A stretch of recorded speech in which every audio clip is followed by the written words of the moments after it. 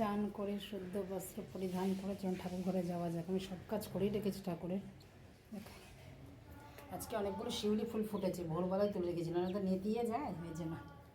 এখানে সব কাটাকুটি হয়ে গেছে, টমেটো, বেগুন, আদা, আলু যা যা রান্না করব আজকে সব গোছানো রেডি। এখানেও সয়াবিন ভিজিয়ে রেখেছি আর পায়েস আমার হয়েই এসছে। কৃষ্ণ নাম চালিয়ে এবার চলুন রান্না করতে থাকি।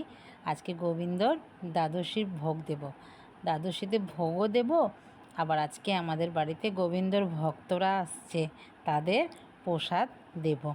তো আজকে সকাল সকালই উঠেছি, অনেক সকালে উঠেছি যেহেতু অনেকগুলো ভোগ বাকি রান্না, তার জন্য। তো আজকের মেনুতে থাকবে পোলাও, চাটনি, পায়েস, সয়াবিনের তরকারি, আলুর দম আর পনিরের তরকারি। এটাই থাকবে, গোবিন্দ আজকে এটাই নির্ধারণ করেছে। তো চলুন পুরো ভিডিওটা দেখতে থাকি, আশা করছি আপনাদের খুব ভালো লাগবে। তো নমস্কার বন্ধুরা, সবাই কেমন আছেন? আশা করি খুব খুব ভালো আছেন। আপনাদের আশীর্বাদে আমিও খুব ভালো আছি। কাকুলির আরেকটি নতুন ব্লগে আপনাদের স্বাগত জানাই। যদি ব্লগটি কোথাও ভালো লেগে থাকে, লাইক, কমেন্ট, শেয়ার করে চ্যানেলটিকে সাবস্ক্রাইব করে আমার পাশে থাকার কিন্তু অনুরোধ রইল। তো চলুন, রান্নাবান্না আমার কিন্তু কমপ্লিট হয়ে গেছে বন্ধুরা। পুরো রান্না আপনাদের দেখাতে পারি না, কারণ আমার ঠাকুর ঘরটা খুব ছোট, এত কিছু আয়োজন করি, তো সেটা ভিডিওটা করার মতন সেই পজিশানটা নেই।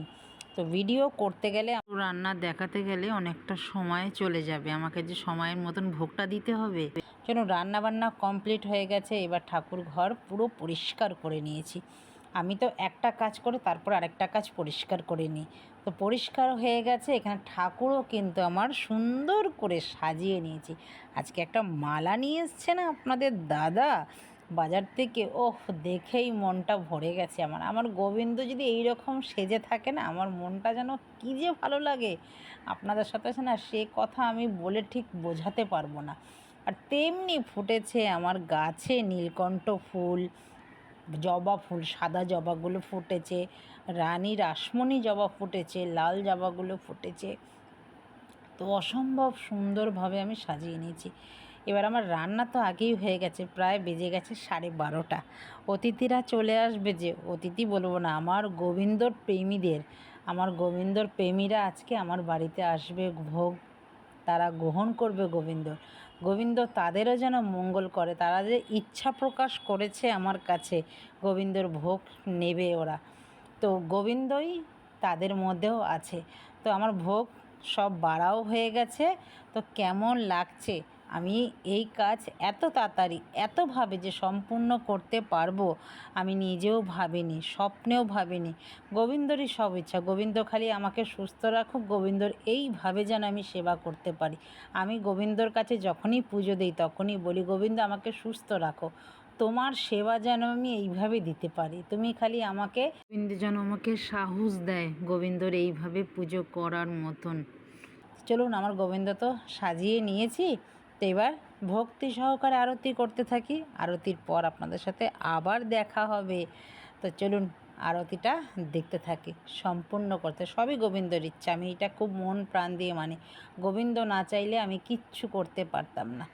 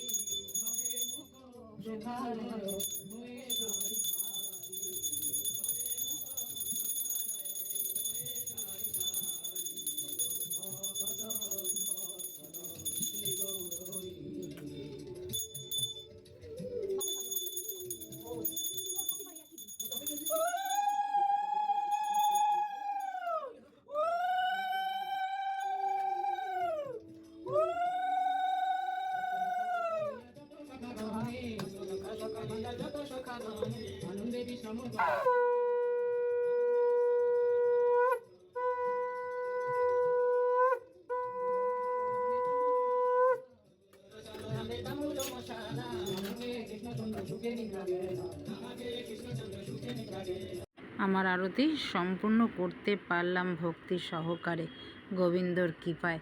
এখন গোবিন্দ একটু বিশ্রামে থাকবে, তারপরে প্রসাদ নামাবো। প্রসাদ নামিয়ে সবাইকে দিলাম, সবাই ভক্তি সহকারে প্রসাদ নিয়েছে। এখন সন্ধেবেলা গোবিন্দ প্রেমীরা গোবিন্দর জন্য দেখুন কত মিষ্টি নিয়ে এসছে। এই মিষ্টি দিয়ে সন্ধেবেলা পুজো দিয়ে তাদেরকে আবার সবাইকে দেব।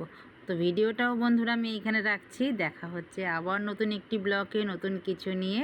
সবাই ভালো থাকবেন, সুস্থ থাকবেন। গোবিন্দ সবার মঙ্গল করুক, গোবিন্দ সবাইকে ভালো রাখুক। সন্ধে আরতি পুজো শেষ করতে পারলাম। দেখুন বাসন টাসন আমি রাত্রেবেলায় সব মেজে রাখি, আবার এগুলোকে কালকে গুছিয়ে নেব। এইভাবেই আমি কাজ করি, তাতে আমার কাজ খুব একটা মনে হয় না। তো এইখানে শুধু রাখা আছে, এটাকে কালকে আবার পরিষ্কার করব। তো ভিডিওটাও আমি এখানে রাখছি বন্ধুরা। দেখা হচ্ছে পরের ভিডিও। সবাই ভালো থাকবেন, সুস্থ থাকবেন। রাধে রাধে।